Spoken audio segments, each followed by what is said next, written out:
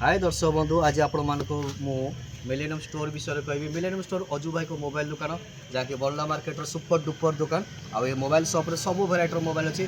तो चलो तो देखा millennium store follow me.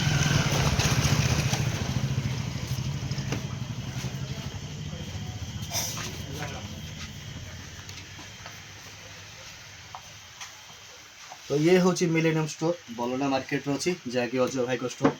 Eighty आम पाखे Oppo Vivo Samsung Realme Redmi nothing I को सब किसी अच्छी। और सब खास इंटरेस्टिंग जिनस ये फाइनान्स हूँ एचडीएफसी एचडीबी फाइनान्स।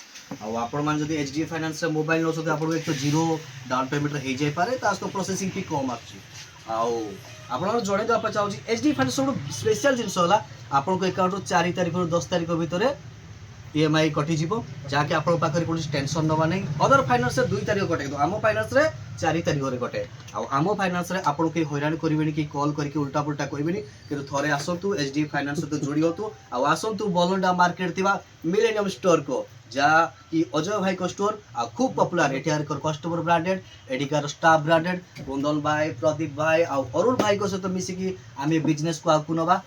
तो आसतु millennium store. Thank you very much.